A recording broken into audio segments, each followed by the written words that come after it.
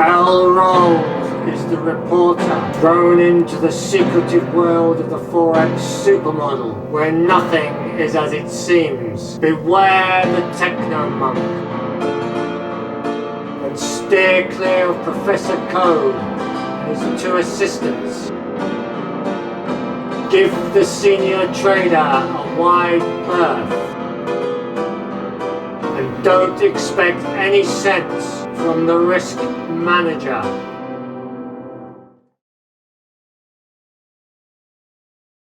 This is Al Rolls reporting from the Forex Super Model building, about to conduct the weekly review for Monday the 30th of November to Friday the 4th of December 2020. Next stop, Professor Code down the lab. Hello, I'm Professor Code and this is the Forex Super Model weekly review for Monday the 30th of November to Friday the 4th of December 2020. So we're going to conduct a variance analysis for those dates. So we're going to look at what actually happened during the week, what we suggested might happen, and sort of weigh the two up to see how we did. So here we go then. First thing, we can look at the week as a whole. So these are the total week flows I've already put up there for you. Now, as I said, it's from Monday the 30th to Friday the 4th of this month. The actual individual pairs which make up the four complexes are here. So we've got the euro dollar, that went up plus 159 during the week. Euro yen plus 181. Euro pound plus 54.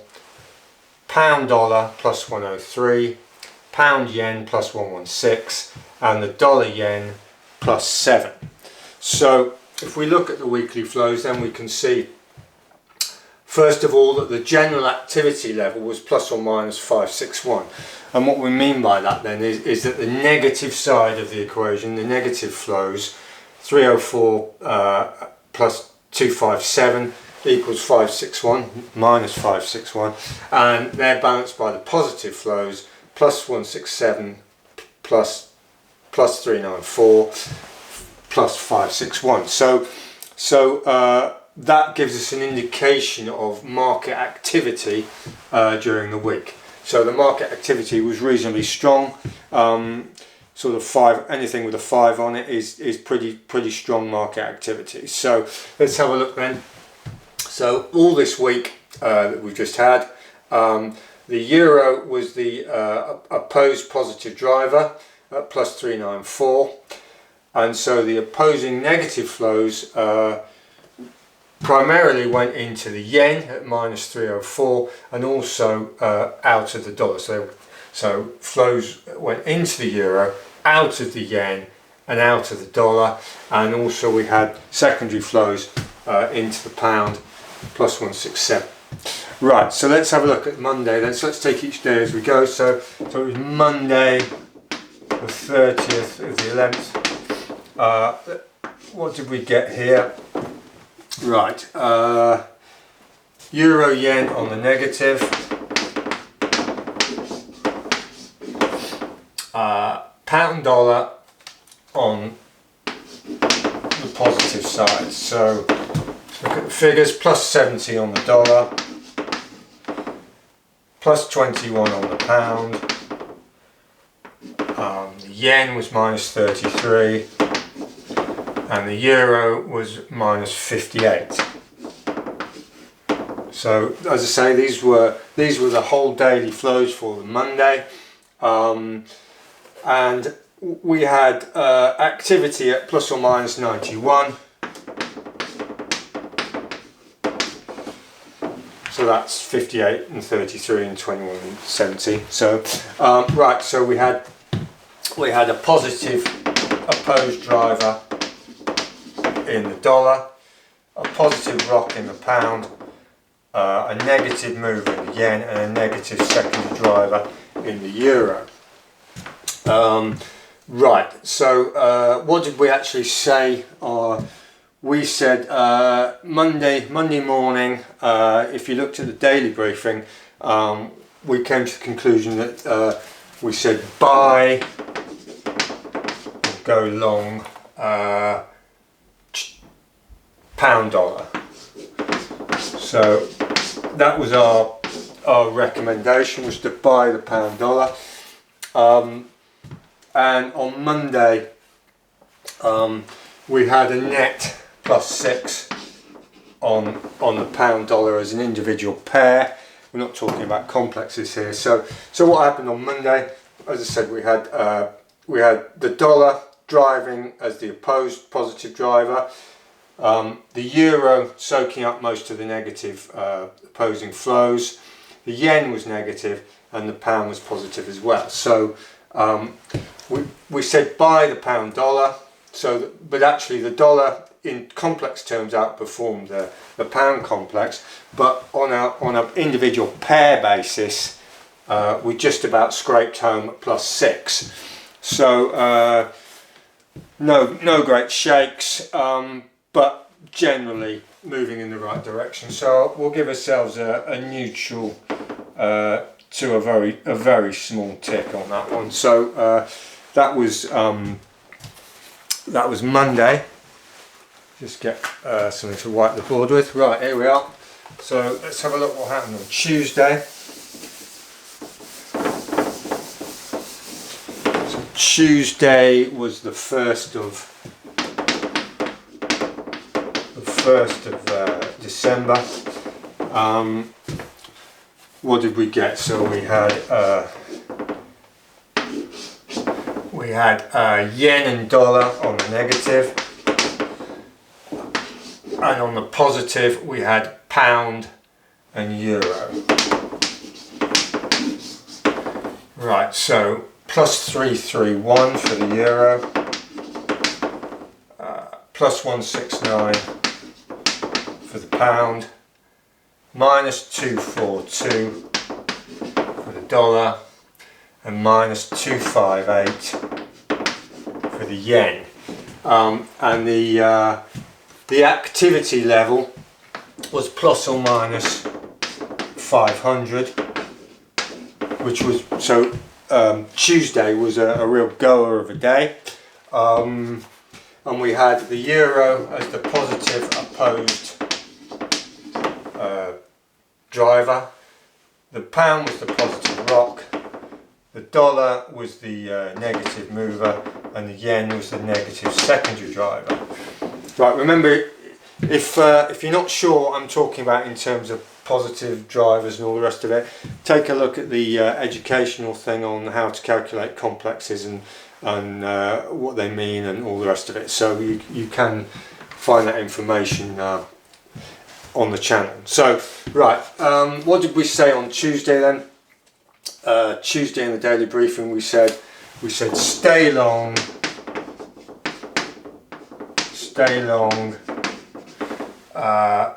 euro, so pound dollar and euro yen. Right, so that's what we said. We said stay long pound dollar euro yen, and the stay long euro yen is a hang up from last week. So if we look at the actual individual pairs flows for that day, we get +98 on the pound dollar and +152 on the euro yen.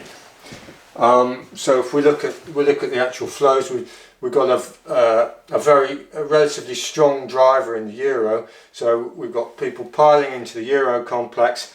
The opposing flows are coming out heavily out of the yen and the dollar, and the pound is the positive rock. So we were positioned very nicely there on Tuesday for quite a big trading day as well. So that all worked out. The modelling worked out very nicely. The interpretation was pretty much spot on there, in that we should stay on. That highlights to a degree the problems of day trading, in that this scenario wasn't, you know, the pound, the long pound dollar trade, which we also suggested on the Monday, was lagged, if you like, and this is the problem with pure day trading, is that you're subject to these lags, which can be very frustrating. Whereas if you go in for like just slightly short swings, you can actually catch these moves quite nicely. Right, so I think we'll give ourselves a massive tick for Tuesday, even if I say so myself. Right, so that was Tuesday.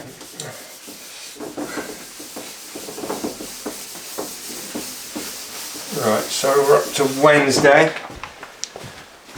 Wednesday the 2nd of the 12th. Right, let's have a look. What did we have? We had pound yen on the negative, dollar euro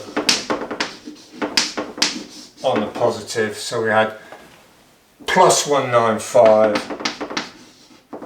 on the euro, plus 16 on the dollar, minus 29 on the yen, and minus 182 on the pound. We had activity of plus or minus 211, which is that plus that and that plus that. Right, so we had a positive opposed driver in the euro again, a positive rock in the dollar, a negative mover in the yen, and a negative secondary driver in the pound. Right, what did we say Wednesday in the morning briefing? We said buy dollar yen, so buy dollar yen, that was our recommendation, go long dollar yen. What actually happened in the pair during that process? So the dollar yen pair plus 8, again no great shakes. So we were buying the dollar, and we were selling the yen, and actually all the action was in the pound and the euro complexes. So that's why we got a fairly sort of dynamically static situation on the dollar yen. So that explains that. So plus 8, we still managed to come on the right side of things, but it was being buffered out by opposing forces. So we'll give ourselves again a neutral with a very small tick there. So that's Wednesday. Right.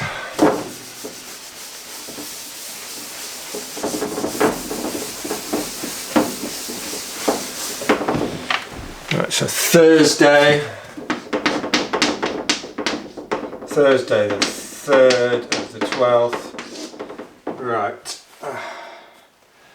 let's have a look. We've got dollar euro on the negative and yen pound on the positive. The pound was plus 144. The yen was plus 81, euro minus 44, dollar minus 181. Right, and that was on an activity level of plus or minus 225. Right, so we had a negative opposed driver in the dollar, so that was opposed. It was opposed by the euro. Negative rock, positive mover in the yen, positive secondary driver in the pound. Right, so what did we say Thursday morning in the daily briefing? We said buy pound yen. Buy the pound yen pair, that was our recommendation. And what did we actually get in terms of individual pairs on that day? We got plus 13.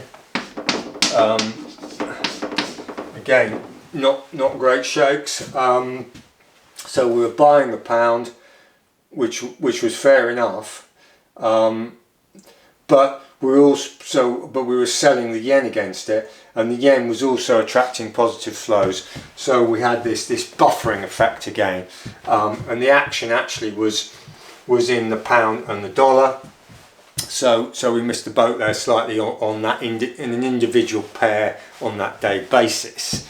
Obviously we were chunking away behind the scenes with our other trades, but nevertheless, we're looking at, you know, it's a variance analysis, so that's what we're doing. So not bad, but again buffered out.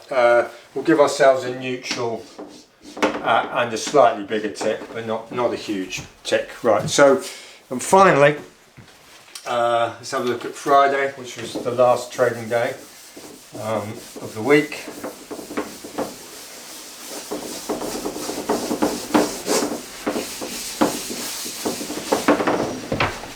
So Friday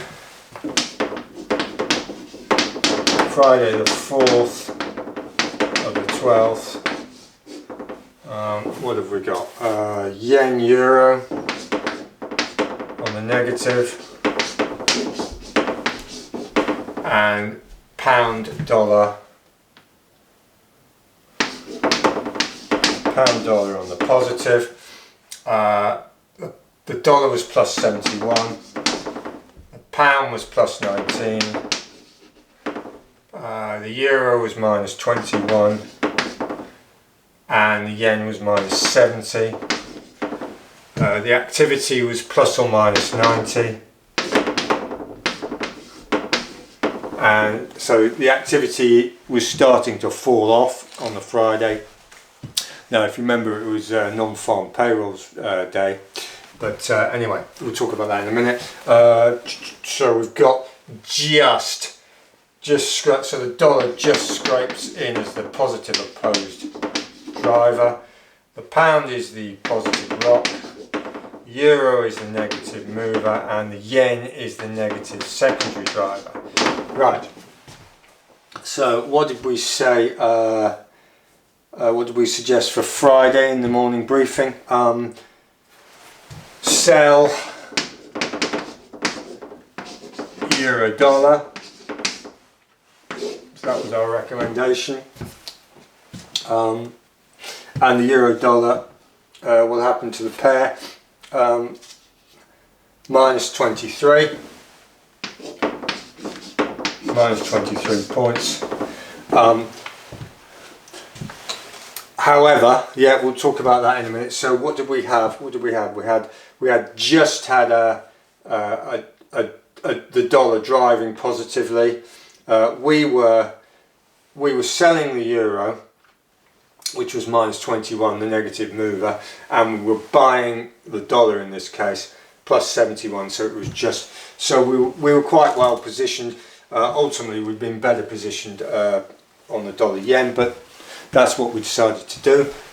We decided to, complex by the way, so we had a situation where the euro dollar sell panned out quite nicely. Obviously, in early trading in the European session, the euro dollar was pushing higher, and then had towards the back end of that, just prior to non-farm payrolls, it started to sell off. Had a few chomps up and down. Because people weren't fully with the script, and then it started to assert itself on the downside. So depending on where you got in, as to how successful you were, but basically, if you were selling the euro dollar, which we were, you were on the right side of the tide. So we'll give ourselves a tick for that as well. So let's sort of quickly do an overview of all this. So we had we had euro strength during the week, we had yen weakness, the dollar over the week was weak, and the pound was attracting minor positive flows, but that doesn't really tell us the whole story, because the pound was up and down like a yo-yo due to Brexit noise, and the dollar was starting to assert itself on the Friday, having been weak most of the week. So that sort of ties in with where we are. And if you look at the activity levels of the market, then we've got a weekly activity for the whole week of 561, and on Monday we had plus 91. So that was the activity level of the market. And then on Tuesday we had this whopping day, really, where the market was really working hard, and it was up. The activity was plus or minus 500. Wednesday came back quite a bit to 211, and then Thursday was 225, and then on Friday, which was the last trading day, the activity level went down to plus or minus 90. Now, bearing in mind that activity level is based around the complex flows open to close, given a certain benchmark time. It doesn't take into account the highs and the lows in the market. So you could have a relatively low activity figure at 90, say, for Friday, but if you were trading it, you could have experienced, big highs. So we've got the open. You could have had a big high and a big low, and then depending on where it closed. So it's the open to the close that are these figures, whereas the high to the low would also tell you a story as well. So that's just something to bear in mind, that you might well say, oh well, that wasn't my experience of Friday, that it was a low activity level. Well, that's because this is measuring open to close activity and not high to low activity. So that maybe clears that up for you. So right, so generally, what do we think? Well, I'd say I think pretty successful. The Forex Super Model sort of did us proud this week, and we've sort of gone from a situation where we've tended to be on the right side of the flows, not only longer term flows, but the day-to-day intraday flows, which are far more difficult to analyse because of noise and what have you. So hope that helps. See you Monday, hopefully for the morning review for next week. Thank you very much.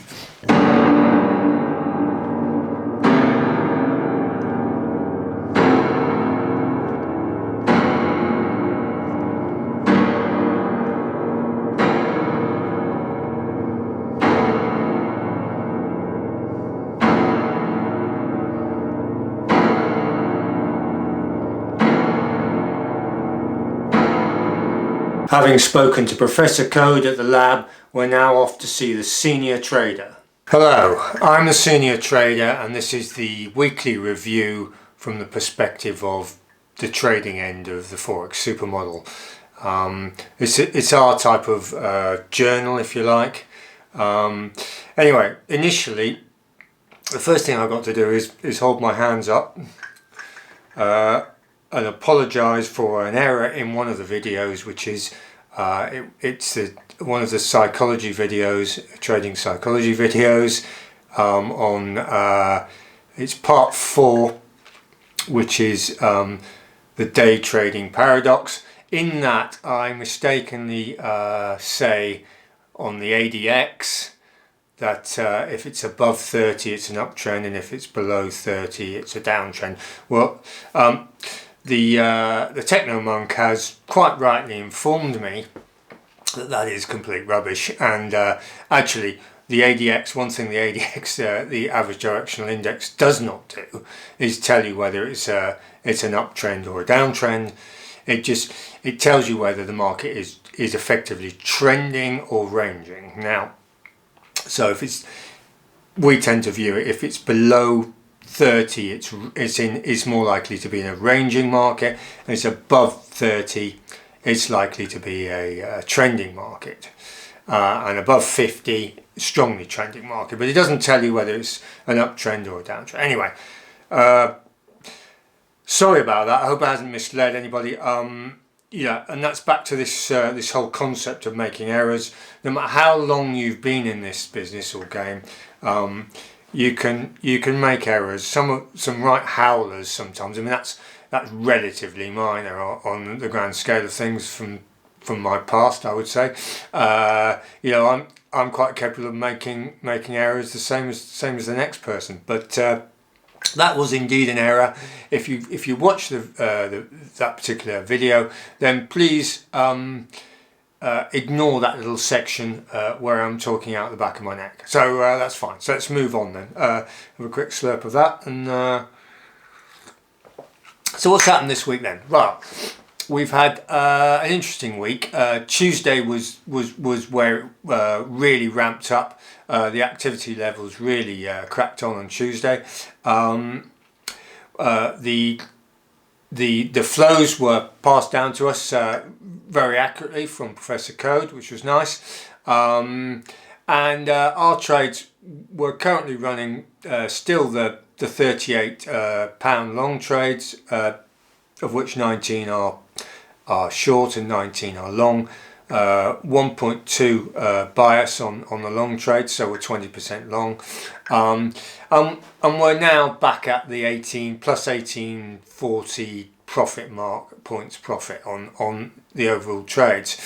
Now this has been sort of yo-yoing backwards and forwards. We were at the peak of the Brexit enthusiasm this week. We were well over, I don't know, about knocking on the door 2,200 points up. And at the trough of the ultra pessimism, we're about 1,400 points up. So what's that there? About an 800 point swing, and we're now about 1,800 points and change up on those trades now. So that's fair enough. If you remember last week, I was banging on about the pound New Zealand. That was sort of kicking our butt really, and subsequently that situation eased as we expected, and the pound New Zealand came right back and has done us a massive favour in that respect. It's come back a little bit on that the last day or so, but it's still way off the lows that it was. So that's all to the good. So. That was a notable feature really of the week was the recovery in the pound New Zealand, and generally the pound has been very resilient, as we would expect, because not just because of the way the flows are organised, but because of the way the complex is positioned relative to the other complexes. Now we could actually do a whole video on that, but the gist of it is that the pound complex as a whole is very low relative to the other complexes. So the euro, the yen, and the dollar specifically, and not only that, but in terms of the bolt-ons, which we call them, the Canadian dollar, the Australian dollar, New Zealand dollar, and the chuff, Swiss franc. So really. The pound can endure a fair amount of punishment on the downside and still only be roughly where the lows are. So you know, it's quite an asymmetric trade for us, where it's been a medium to long term position trade, and we're very happy with our positions. They really the modelling's really buffering us out of all this volatility and noise, and so it's all pretty good. So that's where we are really, and if you look at the overall picture. Said this journal isn't about looking ahead. The daily briefings are about looking ahead. This journal is about the week that was, effectively, and any notable features. But we can also and any learning points along the way, really, from the week that was. Now, the obvious learning point was don't talk out the back of your neck on educational videos, because that's not a good one. So so when you think about errors, well, you think about the whole process of forex trading. It is a very complex, engaging activity.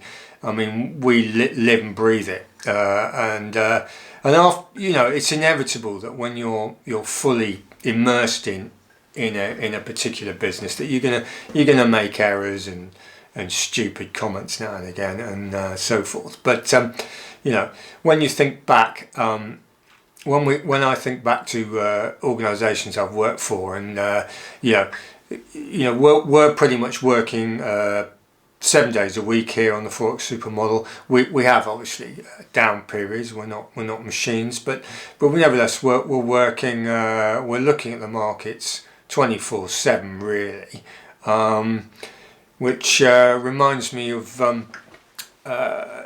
in certain organisations which I have been working in many moons ago. We used to call certain people, they were noticeable when they did what's known as an EPU, and an EPU was an early pack up, and Friday, or even if they were super top management, they'd be a Thursday EPUer. And they'd be, long weekending it. Now that brings me on to the other thing we used to say, that they tended to be SO men, and by that we meant every Saturday and Sunday off. Now that always it was very interesting to see who the EPUers and the SO men were, because they tended to be the people that were giving you the most stick during the week when they could be bothered to turn up. So that's just a side issue, but nevertheless, that's one thing to bear in mind if you ever work for anybody. Keep an eye out for the EPU SO men. And right, so as far as to round up our positions on as the senior trader, then we keep coming back to this 1800 points profit position, which is, and it's not a static position.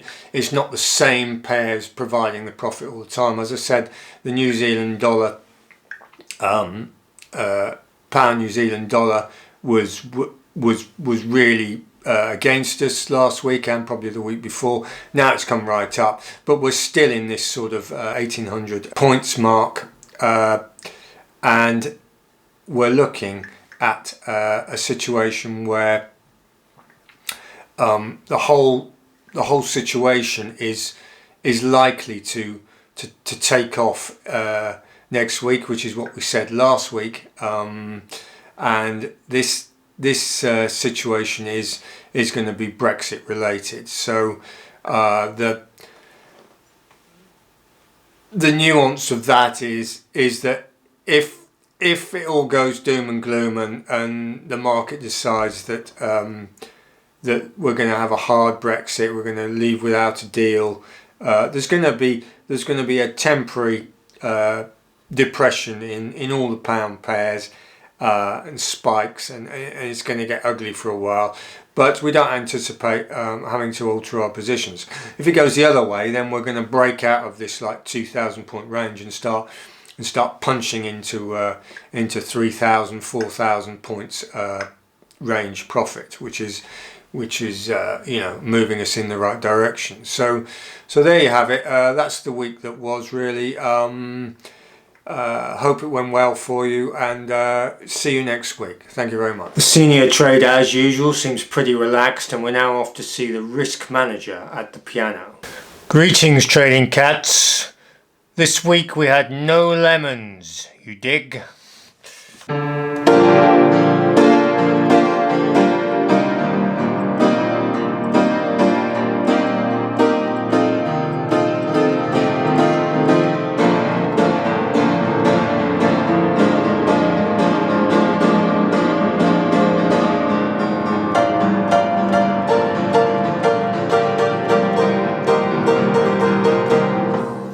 This is L Rolls signing off from the Forex Super Model building weekly review.